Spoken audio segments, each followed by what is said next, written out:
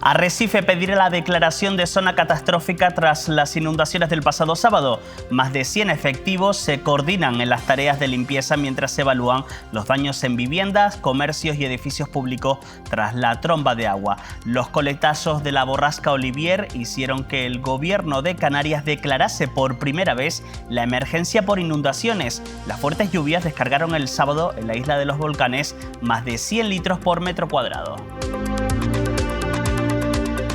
¿Qué tal? Buenas tardes. En un ratillo iremos hasta Lanzarote para contar qué es lo que ha sucedido exactamente el pasado sábado. Ante la isla de La Graciosa contará con un servicio de ambulancia gracias al nuevo contrato de sanidad por el que se destina más de 1 millón de euros. El nuevo servicio incluye una ambulancia de soporte vital básico y un vehículo 4x4 de rescate adicional que podrán utilizar los sanitarios para llegar a lugares que resultan inaccesibles para otro tipo de transporte. Además, se mejora el equipamiento técnico sanitario de los vehículos, como la incorporación de un respirador artificial guiado por voz, entre otras mejoras. Más cosas en portadas. Hoy les vamos a contar la alerta que han lanzado varios sindicatos sobre lo que ha venido ocurriendo en este lugar. En los últimos 5 años, el centro penitenciario de Taiche, en Lanzarote, se han incautado 157 móviles. Dicen los sindicatos UGT y ACAIP que esto supone una amenaza latente para la seguridad penitenciaria. Solo en el año 2024, en las cárceles españolas se incautaron más de 2.800 teléfonos, 35 de ellos en Lanzarote. Y recuerden estas imágenes. Se trata de un vídeo que se hacía viral hace pocas semanas a través de las redes sociales. El usuario mostraba en qué zona se encontraba el radar de Tramón La Gran Canaria 23 a la altura de La Ballena y cómo funcionaba. Pues bien, al parecer nunca ha estado operativo. Luego se lo vamos a contar.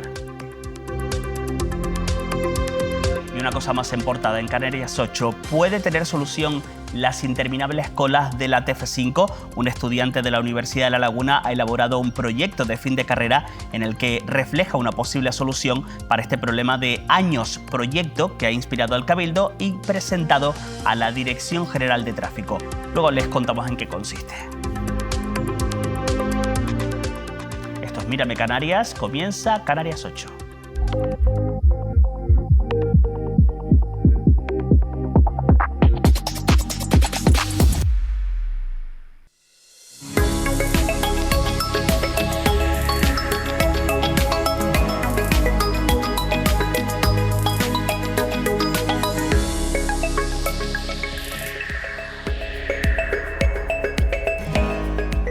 Bueno, vamos a comenzar hablando uno de los temas de actualidad más comentados en los últimos meses que por fin pues, ha encontrado una solución, parece. Y hablamos de ese acuerdo para el reparto de los más de 4.000 menores migrantes no acompañados que albergan tanto Canarias como Ceuta. Tenemos con nosotros en plató a nuestro compañero Carlos Bilbao. Carlos, ¿qué tal? Muy buenas tardes. ¿Qué tal? Muy buenas tardes. ¿Qué podemos Javier avanzar sobre este asunto? Pues mira, efectivamente eso sucedía la semana pasada en el Congreso de los Diputados. Este era concretamente el momento en el que se producía por segunda ocasión esa votación en el Congreso para por fin aprobar ese Real Decreto de medidas que permitirán, todavía no están claras las cuotas, se decidirán más adelante, pero se producirá el reparto de los menores migrantes no acompañados a otras comunidades autónomas procedentes de Ceuta y Melilla. Se hizo con el apoyo del grupo de gobierno, pero con la abstención de UPN y la negativa del Partido Popular y de Vox.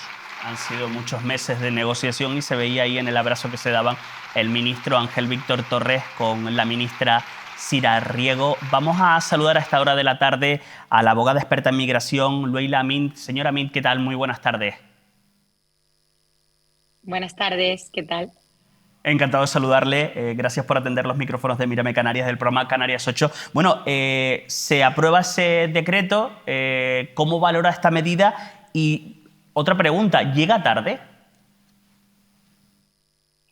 Bueno, nosotros creemos que inicialmente aquí no hay una cuestión de medidas y de normativa, lo que hay es una falta de voluntad una disputa política que ha puesto y sigue poniendo en la diana a un colectivo vulnerable de menores que han llegado y que entendemos además, y teniendo en cuenta el contexto de Canarias, donde en 30 años han llegado 255.000 personas, pero en solo 2 años se acogieron a 200.000 personas.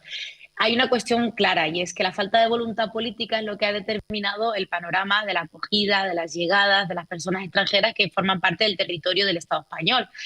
Canarias es una comunidad autónoma que está muy abandonada por el Estado, es una de las comunidades autónomas que está en una situación de mayor exclusión y en mayor riesgo de pobreza.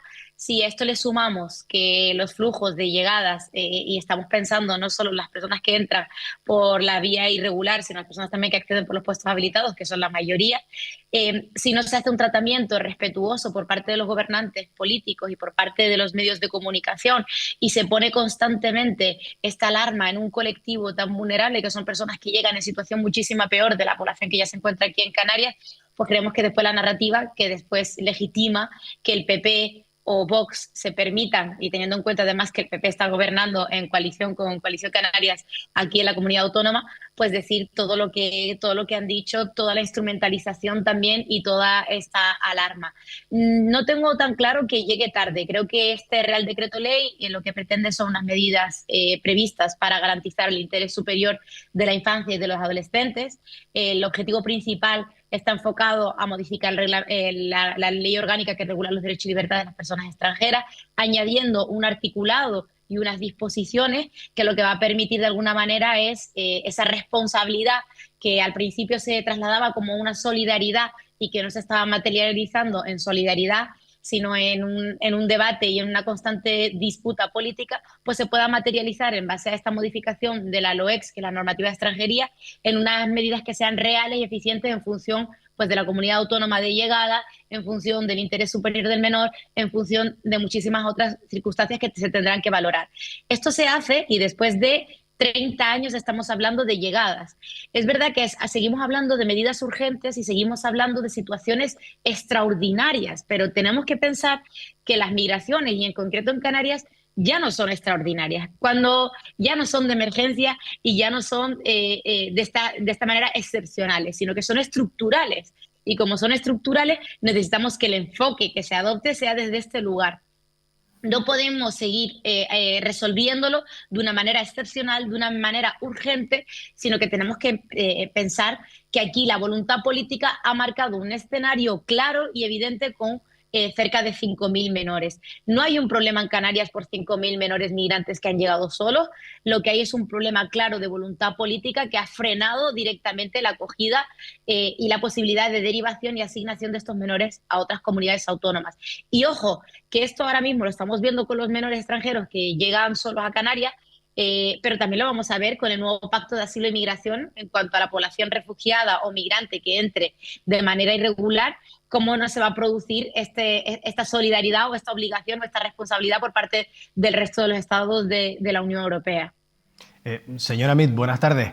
Yo le quería preguntar en concreto, porque hablamos efectivamente de una situación estructural, pero también, claro, de menores. En este caso, ¿cuál es la radiografía actual de esos menores, de esos 4.000 menores que Canarias tiene el grueso de la acogida de esos menores no acompañados? Son 4.000, aproximadamente unos 400 están en Ceuta.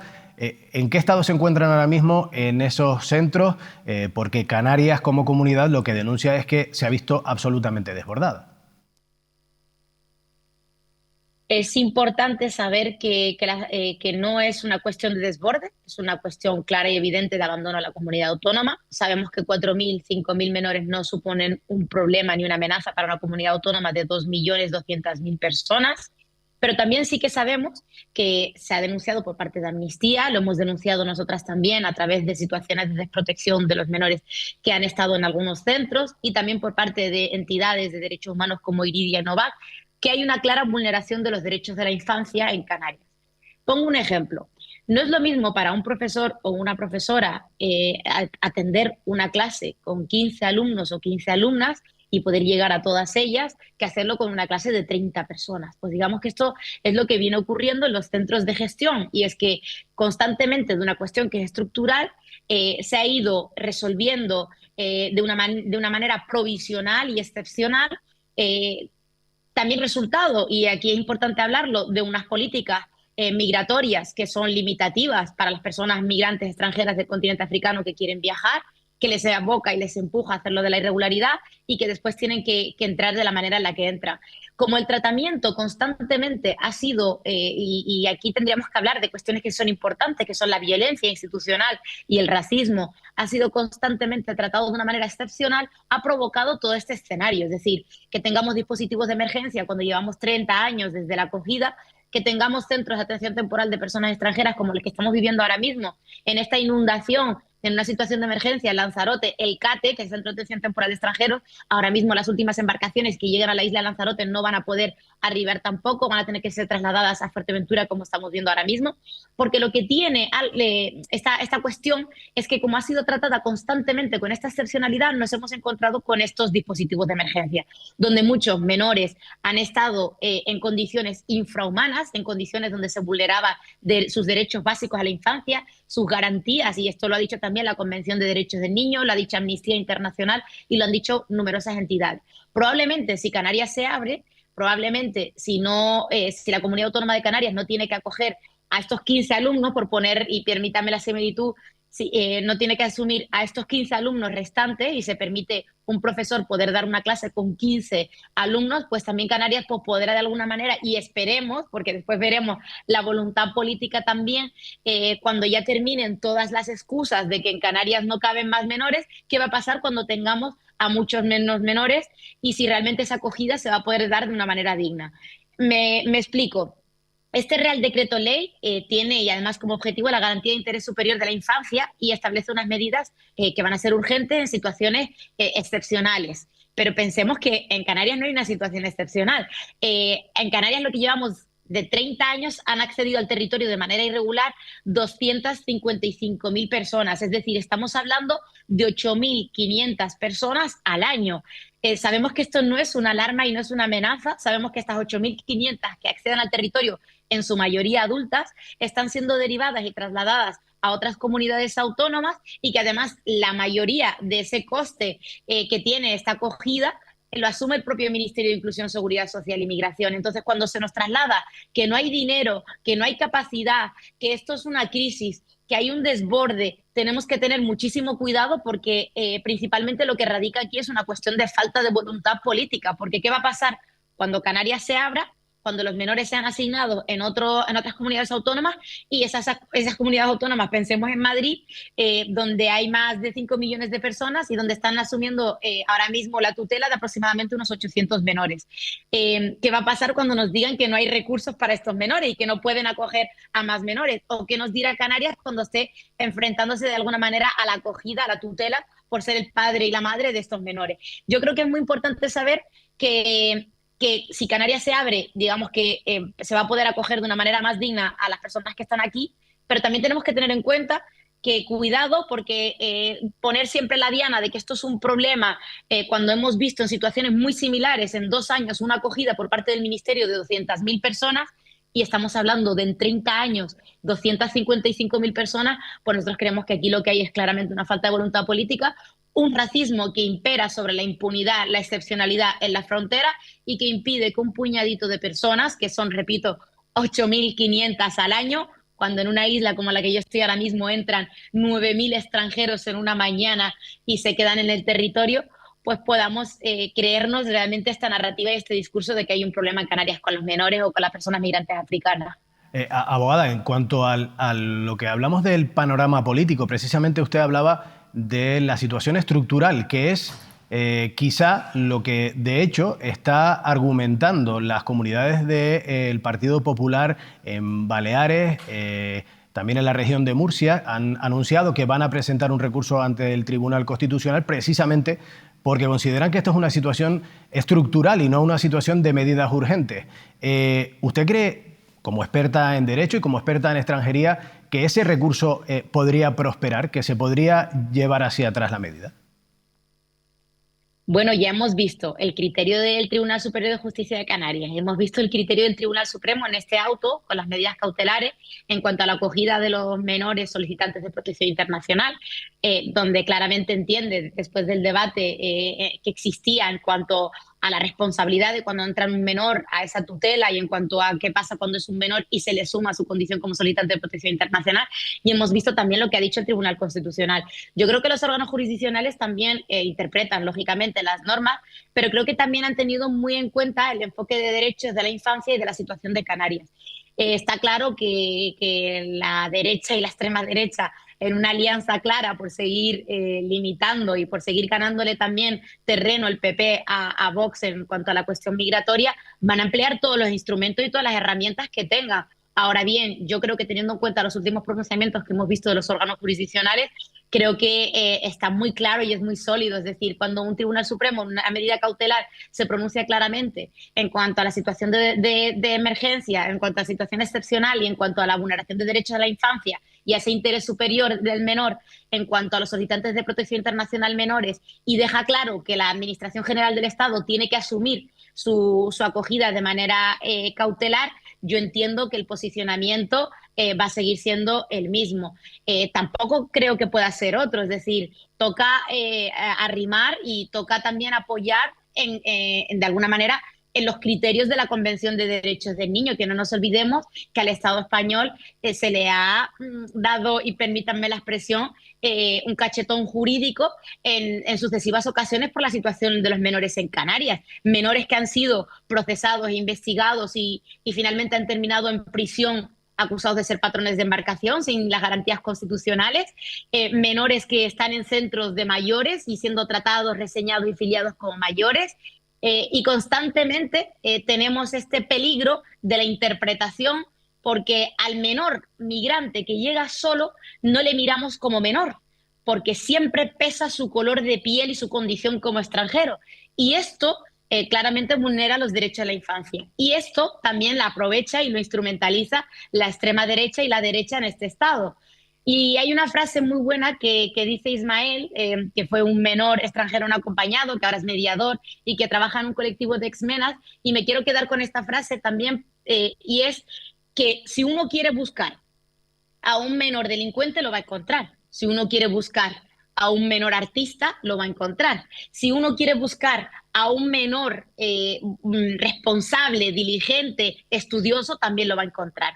Todo esto depende de los ojos, de las gafas con las que miremos a las personas, pero pasa en general con toda la ciudadanía. Si uno quiere ver que solo hay problemas con las migraciones, las va a encontrar. Si uno quiere ver que las migraciones forman parte de la humanidad y que hacen que una sociedad sea muchísimo mejor y que permite que seamos una Macedonia, cada uno con su esencia, también lo va a encontrar. Y yo creo que esto sería como el punto, ¿no? Entender que desde este lugar uno puede interpretar la normativa. Yo lo digo como jurista, nosotros tenemos una ley orgánica que regula los derechos y libertades de las personas extranjeras que constantemente se vulnera. Las normas quedan vacías de contenido cuando no las cumplimos, y eso muchas veces tiene que ver con la voluntad política.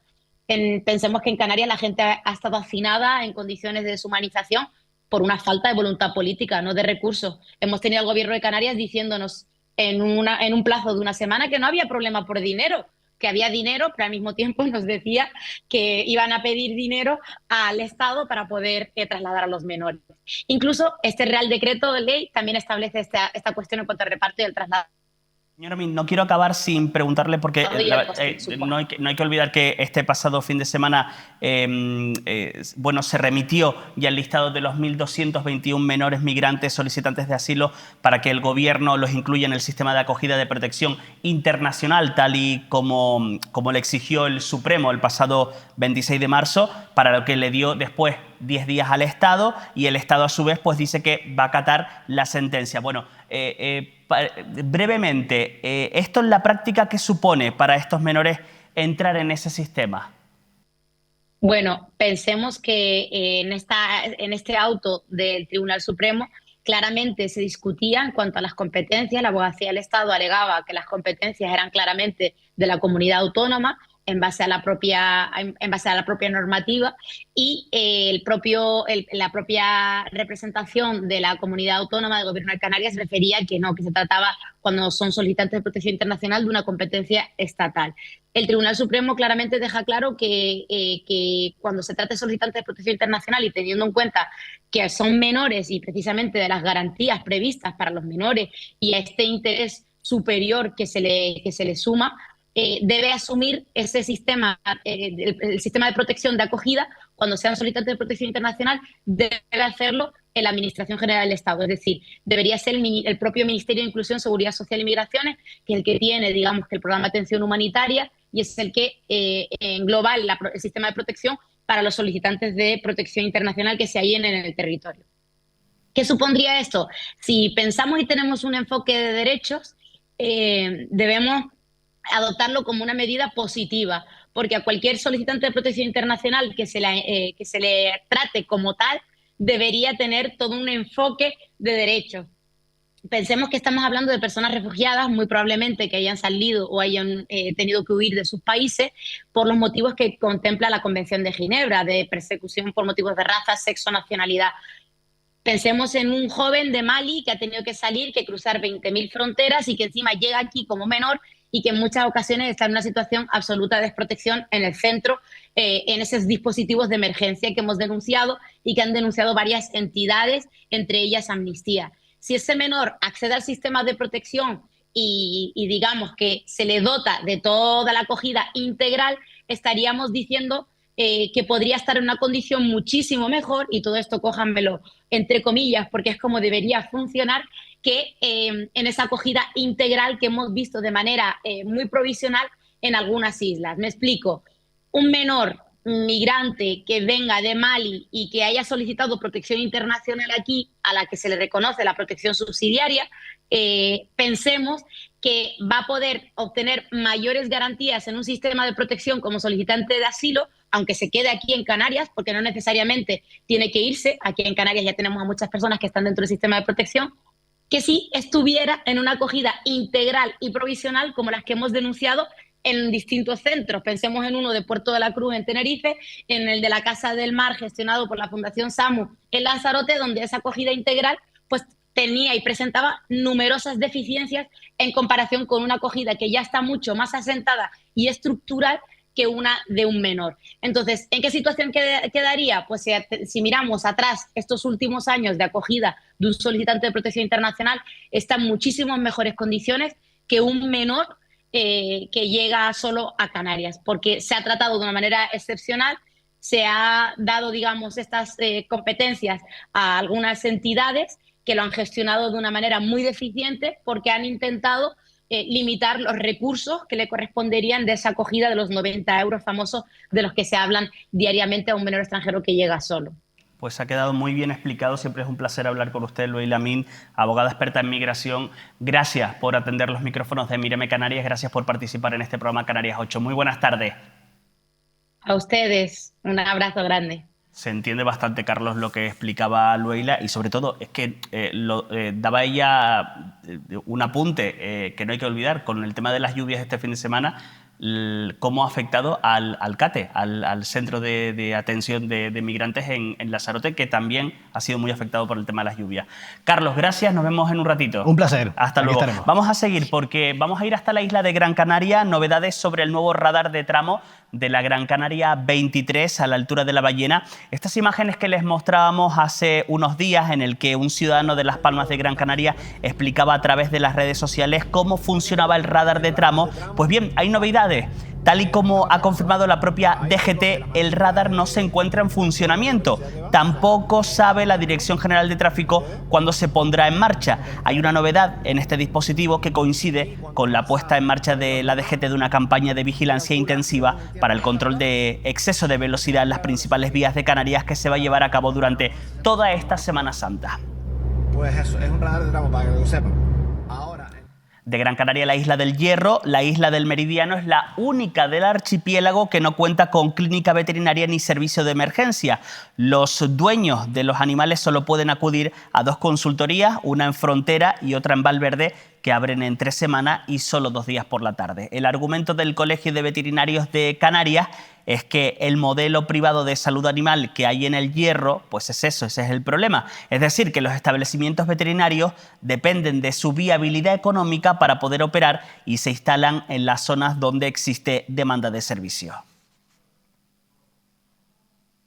Y una pregunta que lanzábamos en portada: ¿Puede tener solución las colas interminables en la autopista TF5? Bueno, hay un antiguo alumno de la Universidad de La Laguna que ha elaborado un proyecto de fin de carrera en el que refleja, pues eso, una posible solución para este problema de años. Es una información de Daniel Afonso.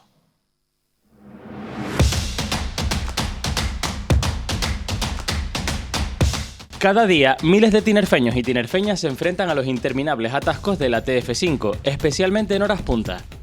Una problemática que afecta a la isla desde hace años, derivando en pérdidas de tiempo que afectan a numerosos puestos de trabajo, el acceso a la universidad o a servicios sanitarios. Una problemática que continúa ocurriendo en una vía en la que diariamente circulan más de 100.000 vehículos y que ya estuvo presente en el centro del debate político durante la campaña electoral de 2023, para la que el Cabildo de Tenerife continúa trabajando por encontrar soluciones efectivas. Ahora se plantea un nuevo escenario para resolver los atascos, con la posibilidad de implementar un novedoso sistema de semáforos inteligentes que solucione este quebradero de cabeza diario para la población tinerfeña.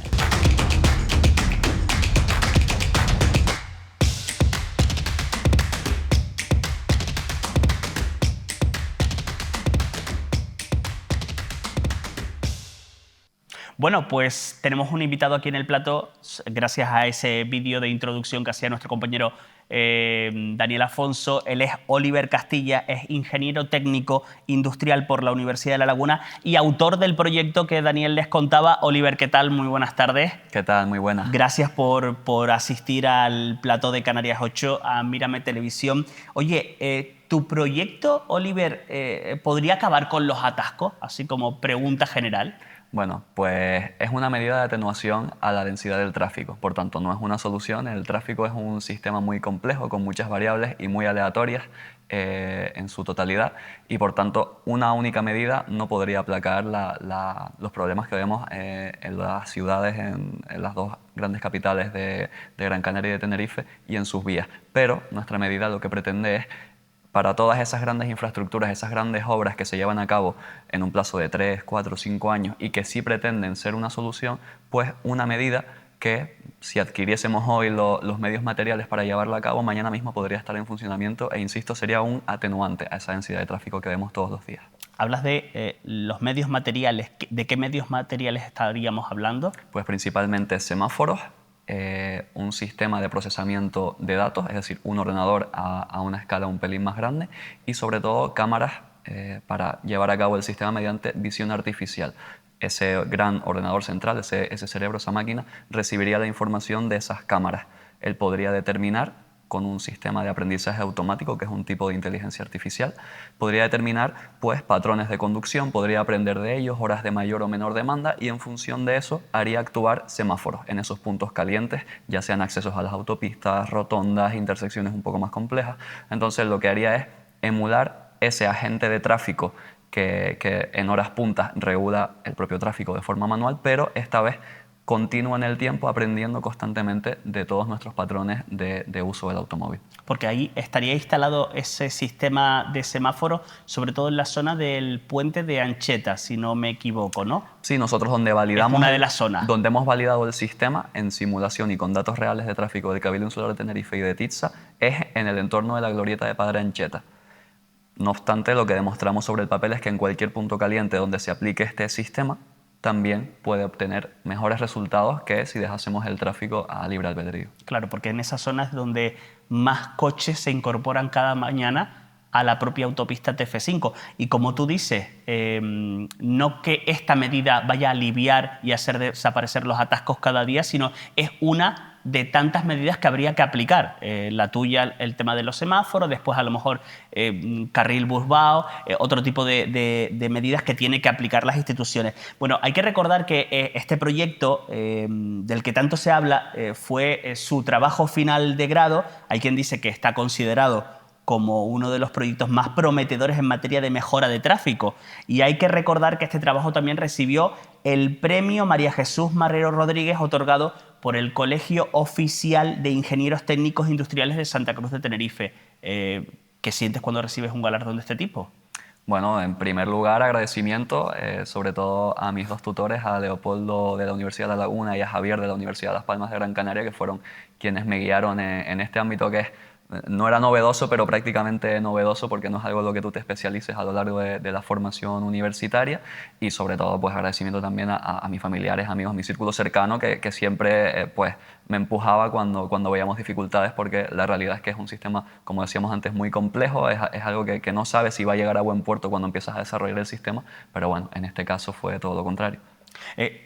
Como decíamos, es un proyecto que nace pues para ser al final tu trabajo final de grado, para acabar la carrera.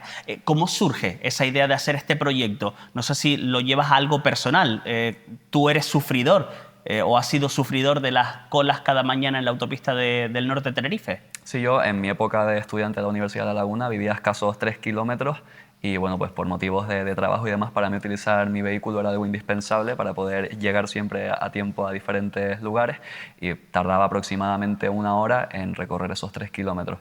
Y muchos de esos tramos temporales los vivía en la rotonda de Padre Ancheta, que era el núcleo del colapso, digamos, metropolitano en la zona de San Cristóbal de la Laguna. Y pues fue la medida que llevé a cabo, que planteé en primer lugar a mi tutor y que decidimos sacar adelante. Y lo que hemos demostrado también al final es que no solo se puede aplicar en ese punto, sino que en cualquier punto de la isla o de otra isla puede ser aplicable. Tú esto lo has llevado para esa zona. Hablábamos de la rotonda, del puente de Ancheta. No sé si se podría aplicar en otras partes de la isla. Por ejemplo, la zona de Chafiras, que también es una zona complicada en el sur de Tenerife. Sí, tenemos que partir de una premisa que es fundamental, que es que en 20 años la población canaria ha aumentado en 1.100.000 habitantes y por tanto el parque móvil también. Tenemos que diferenciar claramente entre la isla de Gran Canaria y la isla de Tenerife. La isla de Gran Canaria no sabemos si al ritmo quizás adecuado, pero mucho mejor que nosotros ha adaptado sus infraestructuras, ya sea en número de carriles, en tramos de vías nuevas, ha conseguido adaptar sus infraestructuras en cierta manera a esa mayor afluencia de tráfico, a ese crecimiento del parque móvil. En Tenerife seguimos teniendo unas carreteras de los años 50-60 para una movilidad del siglo XXI. Necesitamos más carriles, necesitamos una mejora en la eficiencia del transporte público, necesitamos, sobre todo, dimensionar nuestras infraestructuras. No estamos dimensionados a la cantidad de coches que tenemos. Lo vemos en Padre Ancheta, lo vemos en la TF5, todo el tramo que viene desde el puerto de la Cruz. Lo vemos diariamente en Guasa, en las Chafiras, en Los Cristianos. Todo esto responde a que no tenemos unas infraestructuras adecuadas. Todo eso se soluciona, pues, con grandes obras a 3-4 años vista, ampliaciones de carriles, nuevas intersecciones, incluso con planificación urbanística, desplazando núcleos de movilidad, creando nueva vivienda, pero son medidas que medioplacistas o largoplacistas. Lo que yo planteo es una herramienta que puede utilizarse ya para empezar a ver una mejora en la fluidez de la movilidad. A la vez que, obviamente, todas esas grandes obras que sí serían solución se empiezan a desarrollar. Por eso siempre digo que lo mío no es una solución, es una medida de atenuación, una medida para la mejora de la movilidad. Entre todas esas medidas también sería descentralizar muchas de las instituciones públicas, oficinas, que no esté todo entre Santa Cruz de Tenerife y La Laguna, sino también que se reparta por el resto de la isla. La diferencia entre Gran Canaria y Tenerife, ¿en Gran Canaria ha habido más voluntad política a la hora de hacer este tipo de medidas, de ampliar las vías, de ver más con respecto al futuro? Bueno, si comparamos los dos escenarios, yo creo que plantearte soluciones cuando tus autopistas principales disponen de 3, 4 y 5 carriles puede ser mucho más sencillo que cuando tus autovías, porque lo que tenemos en Tenerife realmente son autovías en su mayoría de los tramos, sí tienen únicamente 2 carriles. Entonces, el escenario Gran Canaria se plantea, de hecho ha sido recientemente noticia, ese carril Busbao, ese carril únicamente para desplazar vehículos como grúas y deshabilitar cuanto antes todos esos atascos que se produzcan a causa de accidentes, pues eso lo puedes hacer cuando tienes 5 carriles, puedes sacrificar uno, añadir un Busbao, pero nosotros es que en la mayoría de tramos tenemos 2. Por tanto, el primer paso y el más lógico es obviamente por seguridad. Ya estamos hablando de seguridad, no tenemos mediana, tenemos un muro de hormigón que separa los dos sentidos en la autopista sur. Tenemos que por seguridad y por infraestructuras ampliarlas para que primero podamos soportar el tráfico y una vez tengamos unas infraestructuras adecuadas, ver qué medidas podemos implementar para optimizar esas que ya tenemos. Hablabas de los propios carriles, hay tramos en la autopista tanto del norte como del sur de Tenerife, en el que de repente hay 3 carriles y después se convierten en 2, y eso al final es un cuello de botella. Si nos fijamos, volviendo a hablar de Gran Canarias, vemos vías con varios carriles y menos mal que está la circunvalización que no hace, o mejor dicho, que evita que el tráfico pase por dentro de la propia capital Gran Canaria. Sí, aquí sin embargo todos los habitantes del área metropolitana... Circunvalación, perdona, que ahora me acaba de venir. Hay muchísimos habitantes del área metropolitana que se tienen que desplazar hacia el sur de la isla o hacia el norte para trabajar. Tenemos una única vía. Es que hay tramos de la autopista a la que ni siquiera tenemos carretera vieja, que se llamaba antes. No hay una carretera general del sur a la que tú te puedas desviar cuando ves un accidente o algo así.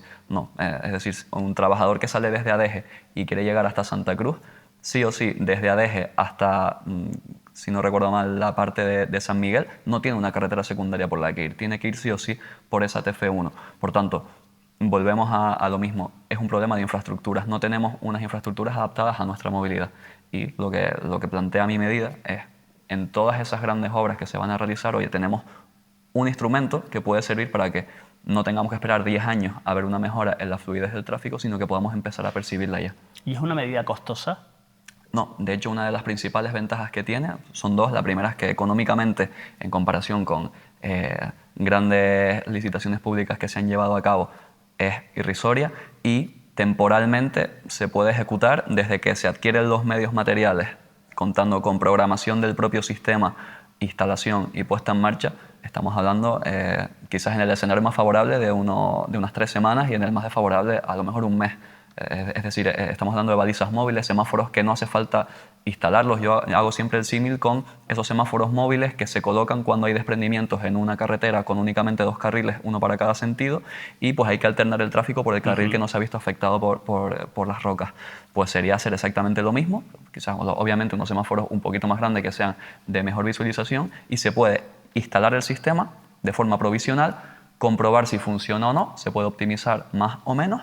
Y, oye, que funciona, pues se podría plantear la instalación fija de ese sistema. Que no funciona, pues formas de optimizarlo, o puede que no funcione. Estamos hablando de un problema real que afecta a mucha gente por la mañana. Tú has sido un afectado. No sé qué era peor, si las colas de la mañana o cuando acababas ya a mediodía con ese cansancio, al final de la semana, hambre, verte en ese atasco a las 3, 4 de la tarde. Pues principalmente, sí es verdad que los 3 últimos cursos del grado tenían clases en horario de tarde, de 3 a 7 y media.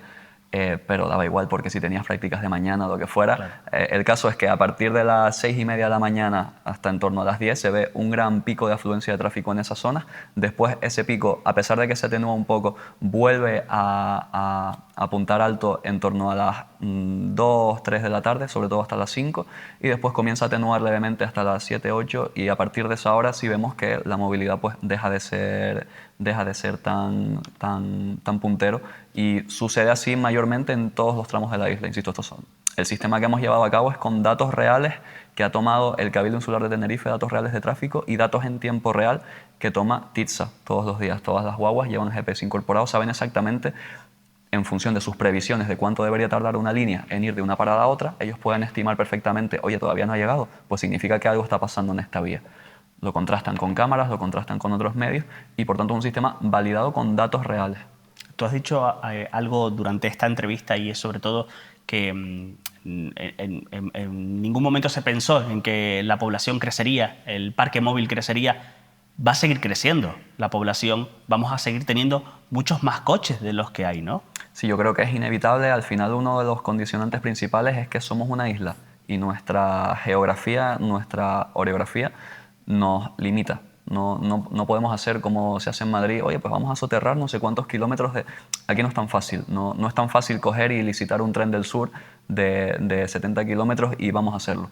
No, nos vemos condicionados a terrenos o propiedades privadas que están al lado de la autopista, están a escasos metros. Nos hemos condicionado a muchos factores insulares que son los que limitan nuestra libertad a lo mejor de tomar decisiones a la hora de construir nuevas infraestructuras. Y sobre todo, perdona, unas obras como un tren, tanto el norte o el sur, son medidas a muy largo plazo, no van a aliviar el tráfico, como tú dices, en tan poquito tiempo con esta medida que tú propones. Correcto. A pesar de ello, también hay que tener en cuenta las molestias, por así llamarlo, las interrupciones que va a causar al tráfico esas nuevas obras. Lo hemos visto en el entorno de la rotonda del Padre Ancheta, hemos visto en su mayoría de tiempo de ejecución carriles cortados, carriles internos de la rotonda cortados, carriles de acceso cortados. Al final hemos llevado a cabo una obra muy, muy importante en un plazo que quizás se ha extendido más de lo inicialmente previsto, pero que durante su transcurso ha hecho por poner trabas a la circulación, cosa que es inevitable, pero quizás con nuestro sistema, y es por eso elegimos precisamente el entorno de Padre Ancheta, con el sistema semafórico que nosotros planteamos, hubiese sido de menor percance todo eso que ha notado el tráfico que circulaba por esa zona. Oye, Oliver, la pregunta del millón, ¿las instituciones se han interesado por tu proyecto? Nosotros nos ha recibido el vicepresidente del Cabildo Insular de Tenerife, Lope Afonso, para interesarse por el proyecto y ver qué sinergias y puntos en común se podían alcanzar, pero bueno, seguimos esperando todavía esa llamada de la presidenta o del área de carreteras del Cabildo, que no se ha producido por el momento, pero pues desde aquí lanzo el mensaje de que estamos completamente abiertos a colaborar y a que esto se pueda llevar a cabo, que era el objetivo final de mi TFG, era llevarlo a cabo y mejorar la vida de las personas, y sin el Cabildo Insular de Tenerife no va a ser posible, y pues estamos completamente a su disposición. Sin embargo, escuchábamos y leíamos hace muy pocos días que la presidenta del Cabildo se iba a reunir en Madrid con la Dirección General de Tráfico para proponerle un sistema de semáforos para regular el tráfico para poder acceder a la autopista. Muy parecido a tu proyecto, o es tu proyecto. No sé si ahí ha habido alguna idea de poder, poder adaptarlo a lo que tú decías y a la realidad del tráfico. Pues en sus propias palabras era muy similar a ese TFG de la Universidad de La Laguna. Bueno, nos parece un poco curioso que se me haya mencionado de forma indirecta, tanto la presidenta como el señor consejero han mencionado nuestro trabajo, pero todavía no se ha producido esa comunicación, más aún cuando ellos plantean una medida, insisto, en sus propias palabras, muy similares. Insisto, no se ha producido esa comunicación.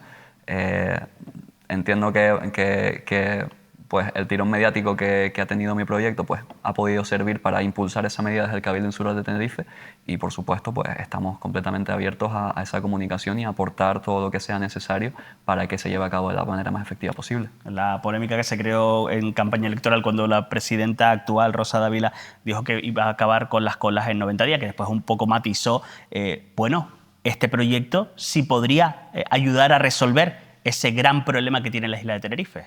Sí, yo veo este proyecto es como el Joker en la baraja. En lo que estás preparando tu jugada, pues tienes este comodín que permite que la ciudadanía y nos permite a todos los tinerfeños y tinerfeñas ver una mejora en la movilidad y en nuestras infraestructuras, en lo que se llevan a cabo esas grandes obras que no se van a acabar. Una obra que comienza en esta legislatura muy difícilmente se acaba en la misma, y pues estamos hablando ya no de tema político, estamos hablando de un tema social que nos afecta al mundo laboral, al mundo empresarial, nos afecta a todos los sectores de población, y que con esta medida pues podría verse una mejora en el mismo. Lo has comentado en algún momento de la entrevista, lo leí esta semana recientemente en una entrevista que te hacían los compañeros de Canarias 7, que venías a decir como que se puede probar sin necesidad de obras de 3 años, ni presupuestos de 20 millones de euros.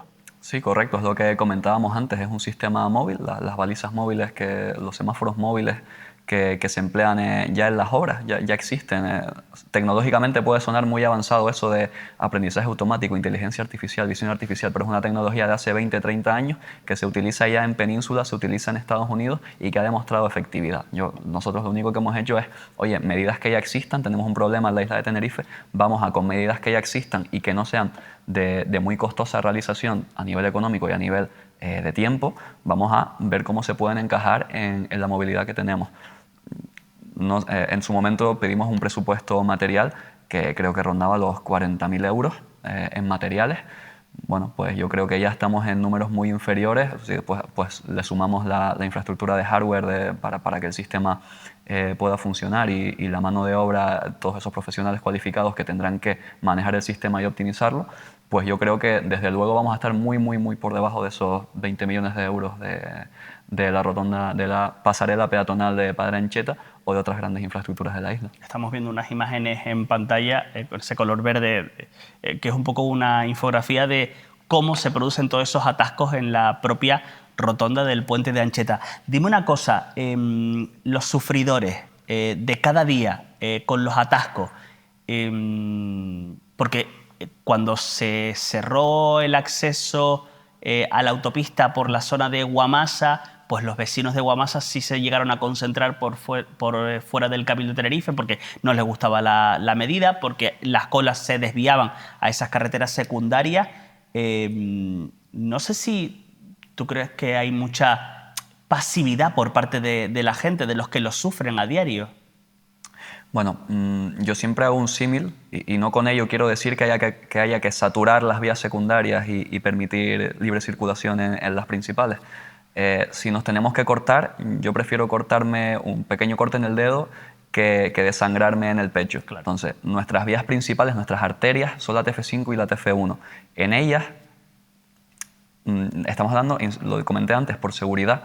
Es decir, por seguridad tienen que ser las vías en las que mayor fluidez y menor congestión haya, porque circulamos por ellas a altas velocidades. La idea de esto es, oye, me decía mucha gente, claro, pero es que si pones un semáforo a la incorporación de la autopista, todos los alrededores se van a colapsar y vas a formar una cola de 50 coches queriendo entrar. Bueno, pues para eso es un sistema de aprendizaje automático. El sistema va a aprender de nuestros patrones y si ve que hay 50 coches esperando, no los va a tener parados, los va a sacar y más adelante regulará el tráfico, por poner un burdo ejemplo. Pero la realidad es que esas vías principales, el objetivo es protegerlas, es proteger de que todos habremos ido por el carril derecho de cualquiera de las dos autopistas. Yo pongo el ejemplo siempre de Guasa, todos hemos bajado antes de la curva de Guasa por el carril derecho y de repente 20 coches seguidos sin espacio entre ellos a incorporarse con el intermitente puesto, hay 2 camiones delante, de repente vemos maniobras bruscas de algunos conductores para permitir, también. Claro, para permitir esa incorporación. Lo que intentamos con esto es atenuar todas esas incorporaciones, todos esos inputs, todas esas entradas que tendría el sistema, atenuarlos para que causen la menor perturbación posible a esas vías principales. Obviamente se derivará parte de esa congestión a las vías secundarias, pero siempre con un límite. No se va a permitir que se colapse un núcleo poblacional pequeño por mucho que esté al lado de la autopista. Y atascos siempre va a haber. Todas las grandes ciudades del mundo, todos esos núcleos poblacionales, centros de trabajo, tienen siempre congestión en horas punta. Lo que intentamos nosotros es atenuarlo lo máximo posible. Dime una cosa, volviendo a cuando decides que esto vaya a ser tu trabajo final de grado, cuando tú hablas con tus profesores y tengo esta idea, ¿qué te dicen? Pues hablo en el caso de Leopoldo Acosta, para adelante. Fue lo que me dijo, vamos a hacerlo. Y porque la verdad que era, pues bueno, sonaba ambicioso, sonaba fuera de lo común. Yo tampoco quería que el TFG fuese un trámite, como hay mucha gente que está en pleno derecho de hacerlo. Es un trámite para obtener un título. Bueno, yo quería también hacer una pequeña aportación. Es un trabajo que sale de la universidad pública, que tiene colaboración con la otra universidad pública de Canarias, con la ULPGC. Es algo que nace en el seno de la universidad pública y es algo que para mí tiene que tener sentido que saliendo de la UL pues, pueda permitir no solo la mejora de la vida de los estudiantes y profesores de la universidad, sino en general de todos los habitantes de la isla. ¿Vas a hacer algo? ¿Vas a batallar un poco para que se tenga en cuenta ese proyecto tuyo? Bueno, el proyecto tiene su fecha de diligencia en julio, entonces está, digamos, registrado, está protegido por esa forma a nivel de autoría. Insisto, yo no me he inventado nada, son medidas que ya existen y plantearlas en la isla de Tenerife. Todo lo que sea medios de comunicación que se pueda dar difusión a la idea, que pueda llegar cuanto más lejos posible, ya ha llegado incluso a la provincia de Las Palmas, pues todo eso bienvenido es y vamos a seguir hasta que los medios quieran, pues dando a conocer la idea, dando a conocer que de la universidad pública ha surgido una muy buena idea que puede resolver o en cierta manera mejorar la vida de los tinerfeños. Pues yo espero que esta entrevista la esté viendo quien la tenga que ver o que se la hagan llegar y que tú saliendo por el plató pues recibas una llamada en los próximos días para decir, oye, nos queremos sentar contigo y queremos poner en marcha este proyecto que tú has insistido no va a acabar con el atasco, en este caso de la TF5, pero sí es una medida más que va a aliviar un poco el tráfico.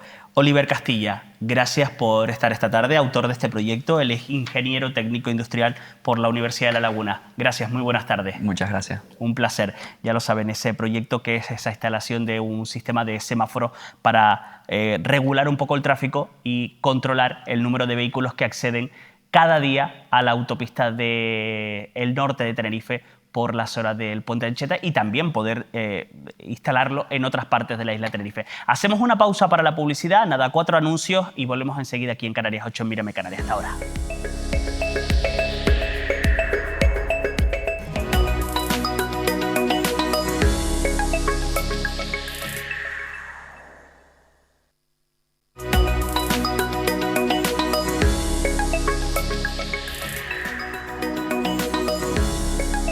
Bueno, seguimos en Canarias 8, en Mírame Canarias. Atención lo que les contamos a continuación. En Lanzarote varios sindicatos han denunciado la falta de seguridad en la cárcel de Taíche. Y es que todo ocurre tras confirmarse que en los últimos años se han encontrado más de 150 móviles dentro del centro penitenciario. Es una información de Marian Abdelaye. El sindicato de prisiones ACAIP-UGT ha denunciado la falta de seguridad en los centros penitenciarios de España. En los últimos 2 años, a nivel nacional, se han registrado más de 1000 agresiones a trabajadores, de los cuales 73 han sido en cárceles canarias. Como vemos, en un ambiente de alta conflictividad dentro de los centros debido, por un lado, a que no se están respetando el principio de unicelularidad, es decir, de un interno por celda. Tenemos los centros con una alta ocupación, en el caso de Canarias, Las Palmas 2 y Las Palmas son los centros más masificados, con más de 1000 internos cada uno, y esto se une a un déficit importante de médicos en todas las prisiones. Hablamos de un 70%, de más de un 70% en el ámbito nacional. En el ámbito canario hablamos de en torno al 65%. Los afectados critican la falta de recursos y herramientas para evitar la entrada de dispositivos móviles en las prisiones. Tras la pandemia se han incautado 12.882 teléfonos móviles, de los cuales 157 se han requisado en la cárcel de Taíche, en la isla de Lanzarote. La entrada de dispositivos móviles es muy difícil de evitar porque nos encontramos últimamente con dispositivos que prácticamente todos sus componentes son de plástico, lo cual hace muy difícil su detección a través de los tradicionales detectores de metales. Es muy fácil su introducción debido a su reducido tamaño y también la utilización de drones hace que esos dispositivos móviles más grandes también accedan a los centros penitenciarios, con lo cual debemos de poner medidas para que no puedan ser usados dentro del centro penitenciario. El panorama preocupa al sindicato, por ello solicitan una serie de medidas. La Administración tome cartas en el asunto y posibilite y habilite conceptos tan básicos como es que el trabajador penitenciario sea considerado agente de autoridad, que los inhibidores de frecuencia funcionen y así no funcionen los teléfonos móviles dentro de prisión, que se haga uso del reglamento penitenciario y se haga una clasificación interior acorde al perfil real del interno y se haga un estudio de las necesidades reales de personal atendiendo a este nuevo perfil delincuencial que nos encontramos, un delincuente mucho más heterogéneo del que había a finales de los años 90, a principios de los 2000, donde la población reclusa era mucho más homogénea y era más fácil el trato con ellos. El sindicato ACAIP-UGT critica la escasez de herramientas y recursos de seguridad, la falta de clasificación de los internos acorde a su perfil real y el incumplimiento de la ley de cohesión sanitaria en la que cada comunidad autónoma debe hacerse cargo de la sanidad penitenciaria. De Lanzarote a Fuerteventura, porque el Cabildo de la isla ha confirmado que Fuerteventura tendrá base permanente de un helicóptero medicalizado. Se da la circunstancia de que la licitación del servicio había quedado desierta el pasado año, por lo que el Gobierno de Canarias acaba de adoptar el proyecto incrementando las partidas económicas para poder sacarlo de nuevo a concurso. De esta forma se reactiva un recurso de soporte vital que siempre ha sido una demanda histórica de la sociedad majorera, tal y como ha recordado el Cabildo de Fuerteventura. Y La Graciosa contará con un servicio de ambulancias gracias al nuevo contrato de la Consejería de Sanidad, por el que se destina más de 1 millón de euros. El nuevo servicio incluye una ambulancia de soporte vital básico y un vehículo 4x4 de rescate adicional que podrán utilizar los sanitarios para llegar a lugares que resultan inaccesibles para otro tipo de transporte. Además, se mejora el equipamiento técnico sanitario de estos vehículos con la incorporación de un respirador artificial guiado por voz, entre otras mejoras.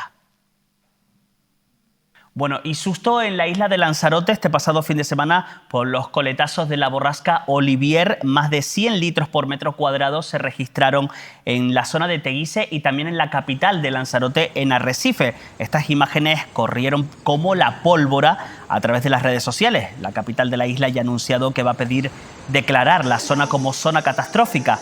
Este lunes el presidente del Cabildo daba una rueda de prensa en el que explicaba la cantidad de lluvia que la borrasca había descargado. Lo escuchamos.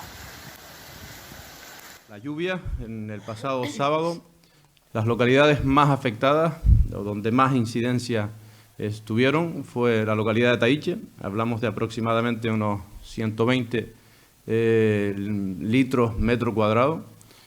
Hablamos de Costa Teguise, toda esa tromba de agua desembocó en Barranco Ururón, Costa Teguise, zona de la avenida de las Cucharas, avenida de las Palmeras, donde efectivamente se recogieron aproximadamente hasta 100 litros de agua en metro cuadrado.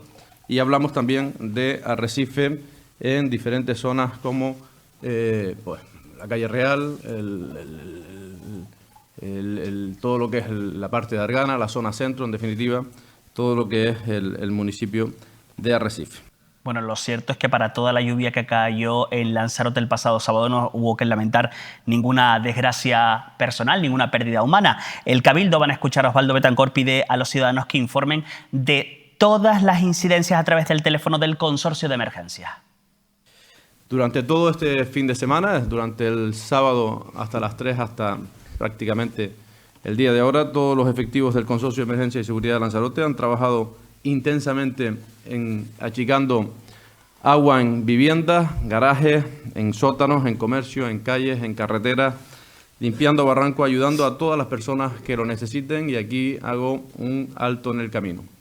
El objetivo de esta rueda de prensa es para decirle a todos aquellos afectados del municipio de Teguise, municipio de Arrecife o cualquier otro municipio que esté afectado por estas lluvias, que necesitamos que se acudan al consorcio de emergencia, al teléfono 804004, que nos hagan saber sus daños, que vamos a mandar técnicos a valorar esos daños, porque estamos en este momento en un proceso de recuperación y de recapitular toda la información. Desde lo público hemos dirigido a los dos ayuntamientos para hacer una valoración exhaustiva desde sus oficinas técnicas de los daños ocasionados por esta tromba de agua, pero también a los particulares les pedimos que todos aquellos incidentes que hayan sido provocados por estas lluvias se dirijan al consorcio, porque vamos a evaluar todos y cada uno de esos incidentes.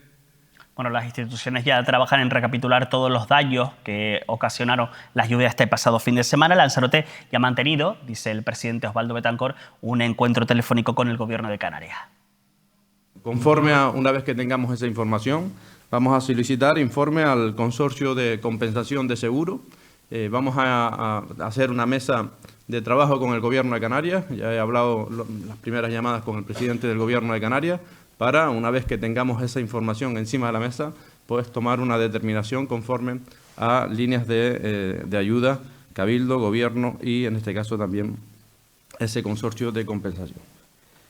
Yo tengo que agradecer a todos los efectivos que desde el momento de que se activa el PEN acuden, pero no solo a los efectivos de emergencia, sino también a todo el empresariado de la isla de Lanzarote, a todo el sector empresarial que sacaron sus palas, que sacaron sus herramientas, que sacaron todos los utensilios para acudir a intentar paliar este efecto colateral de esta tromba de agua.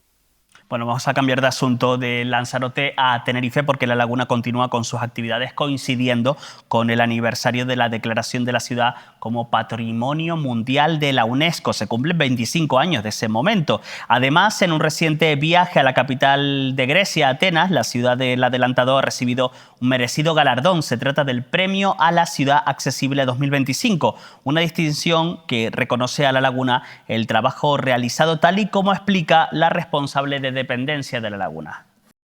Yo creo que la clave de recibir el premio ha sido que cuando hablamos de accesibilidad tendemos a hablar solo de accesibilidad física en la calle, ¿no? Eliminación de barreras, rebajes de acera, y nosotros hemos apostado por la accesibilidad en servicio, pues con intérprete de lengua de signos, con intérpretes para personas sordociegas, el tener las mochilas sensitivas, que las personas sordas con la vibración puedan sentir la música, tener rutas turísticas en el casco histórico de La Laguna, ofreciendo el acompañamiento, el transporte, los intérpretes. O sea, que las personas con discapacidad puedan disfrutar del ocio y la cultura como el resto de personas, sin tener barreras en la comunicación.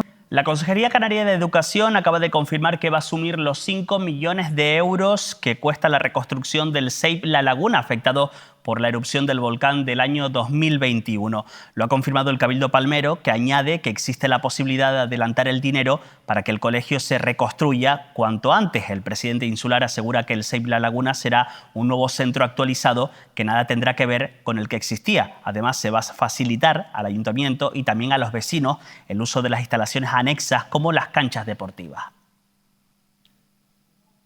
Seguimos en La Palma porque la Guardia Civil ha desarticulado un grupo criminal en la isla Bonita dedicado a la elaboración y venta de drogas al menudeo en los llanos de Aridane. 7 personas han sido detenidas durante la operación y 2 de ellas han ingresado en prisión. La información recibida a través de la elaboración ciudadana, de la colaboración ciudadana, ha sido clave, ya que se había generado una elevada alarma social entre los vecinos.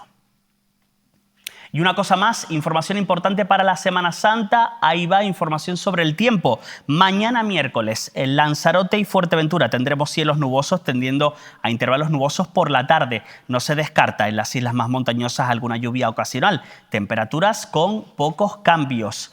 En el caso del jueves, jornada que será muy parecida a la del miércoles, aunque se esperan algunos claros ya por la tarde. Temperaturas que van a subir un poco, algo. En el caso del viernes seguirá la misma tónica que días anteriores, sin embargo podría empeorar sobre todo en la isla de La Palma. Y ya de cara al fin de semana no parece que tengamos unos días de sol y playa para estos días.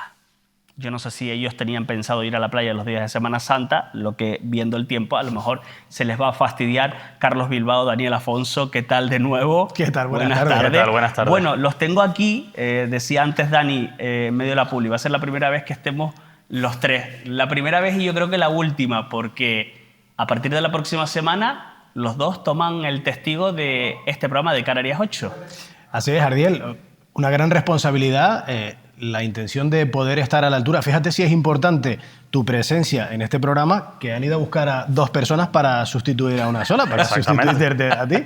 Así que, bueno, con la responsabilidad y con la intención de mantener el nivel que Canarias 8 está transmitiendo para llevar las noticias de las 8 Islas Canarias y ya trabajando, ¿verdad, Daniel? Desde los últimos días, con toda la ilusión y tratando de ir confeccionando ya 2 programas semanales, Dani. Exactamente, así es.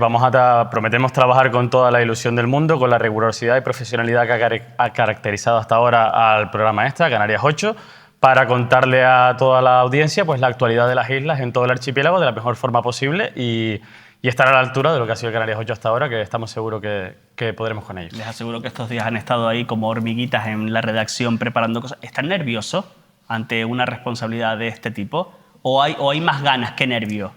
Yo creo que una mezcla de las dos. En mi caso particular es una mezcla de las dos, pero sin duda con ganas de afrontar este nuevo reto que promete ser apasionante y seguro que estaremos a la altura. Sí, yo creo que hay mucha ilusión, muchas ganas de demostrar que podemos hacer un buen trabajo y de momento ahora muy contento por los datos que acabas de dar, la información que acabas de dar al respecto del tiempo, de saber que por lo menos este fin de semana, antes de que empiece ya lo gordo, de que empiece el trabajo duro de esta próxima temporada, vamos a tener buen tiempo y vamos a poder disfrutar de unos buenos días en Semana Santa. Vamos a ver, va a llover alguito, vamos a ver, eso también es bueno para el campo, para las reservas de agua, eso es importante. Chicos, les agradezco muchísimo y yo les deseo, pues, no suerte, sino mucha mierda a partir de la próxima semana.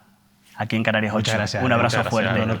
Bueno, y esto es porque, y a ver cómo lo digo, llega el momento de decirles adiós. Yo hace casi 2 años, Manuel Artiles me daba un telefonazo y me daba la oportunidad cuando uno creía que iba a estar un tiempo en esa travesía de desierto y eso, me daba la oportunidad. Ha sido un trabajo precioso con todo el cariño, no solo de Manolo, sino de todo el equipo de Mírame, que es inmenso y al que me los voy a llevar siempre en el corazón. Yo acabo aquí, me toca emprender otra etapa profesional, Pero vamos, como dice Manolo Artiles, siempre seré de la familia de Mírame Televisión. Ardi, si me lo permite, te voy a robar un segundito nada más en este momento de despedida tan emotivo, porque no pretenderías marcharte de este plató sin que veamos cómo ha sido tu paso por aquí y el consecuente homenaje que te ha hecho me van a hacer el llorar. equipo de Canarias 8. Vean.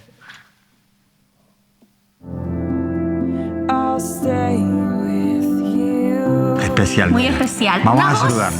Ardiel, bienvenido. Buenas noches. Oye, emocionado estoy, abrumado estoy, ruborizado, tengo la piel de gallina de escucharle. Yo no vuelvo a trabajar con Pili Navarro desde el año 98. Ahí es nada. Aquí estamos todos. Estamos muy viajeros, estamos en Lanzarote. Desde el pabellón número 9 en IFEMA, en Madrid, recorrer Canarias. La embarcación de la Virgen del Carmen, 2 islas las protagonistas, que no se quieren perder la romería de San Agustín. Estamos en Gran Canaria, estamos en Galdar. Tiene una voz preciosa. Este día al telemaratón. Si ella no se atreve a probarlo, yo entro a probarlo. Tú prueba lo que quieras. Y sobre todo un corazón tremendo. Sí. Una explosión de solidaridad maravillosa. Y dije, quiero a ese periodista en mi equipo. ¿Qué le parece la decisión del gobierno de Canarias? Un arte.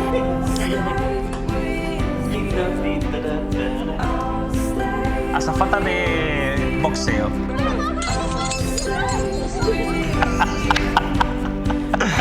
Estas cosas solo pasan aquí. Solo pasan aquí. Canarias 8. Ustedes no saben las ganas que yo tenía de decir comienza Canarias 8. Gracias por confiar y ser parte de esta familia. Un beso muy fuerte para todos y sepan una cosa, amen a quien les dé la gana, sean libres de amar. ¡Hasta siempre!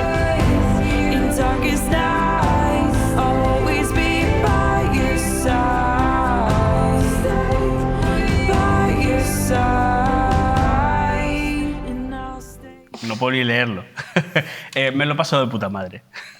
Porque bueno estaban las truchas en San Mateo. Ha sido un placer trabajar contigo. Nos consta que hay un amor gigante en todo el equipo por tu trabajo, por tu personalidad. No pasa desapercibido. Eres una bestia de la comunicación. Lo vas a seguir demostrando.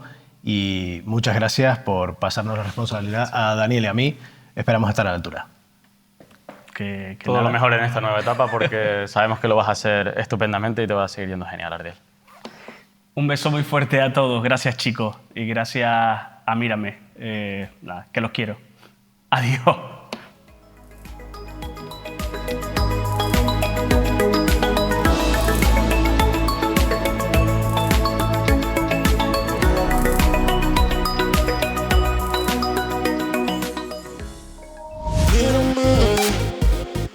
Canarias, mírame.